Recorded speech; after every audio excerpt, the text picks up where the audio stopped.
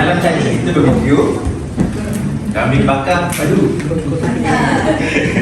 Okey, datang sebagai guru, InsyaAllah balik nanti sebagai pemimpin baru.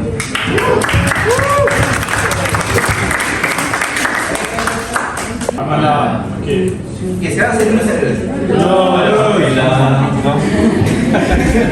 Okey, next. Yang ni adalah Edinta Mas. Saya gunakan kelebihan-kelebihan yang saya ada untuk membantu masyarakat sekeliling. Contohnya, saya pandai main audio. Saya tolong dekat dalam. Ni kenduri, ada kenduri, waktu tu kenduri malam. So, tapi dia kenduri kecil-kecilan. Saya buatlah audio saya.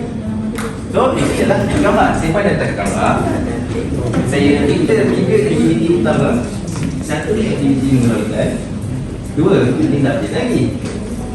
Dan 3, dekat sana kita buat wow, kan? Dengan logo je tu dia tu. Saya ikut satu.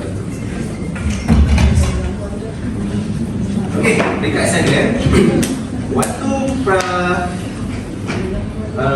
pergi kita tu kan, sebelum projek kan, so kita dah pilihkan, so letakkan macam mana kita punya penempatan. Macam di sini kita bahas dalam blog kan, dekat sana kita cuba negotiate dengan diorang macam mana kita nak ada penempatan. Jadi penduduk sana setuju untuk tempatkan kita setiap satu orang untuk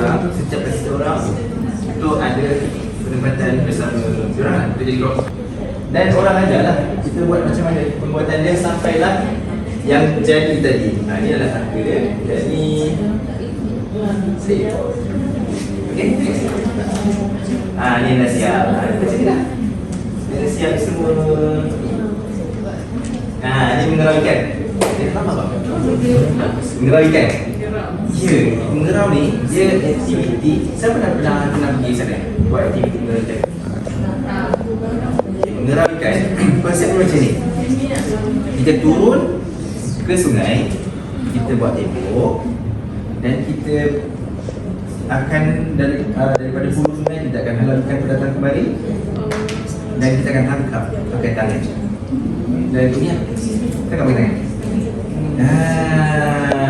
Kita ada segamai, air dia berlari. Tak ada macam ni. Saya tak bagi lah. Bagi air. Saya Kapsari dari Semoga. Wow. Peserta ERPRM.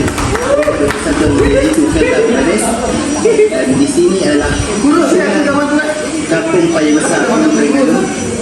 Di sini akan adalah keseluruhan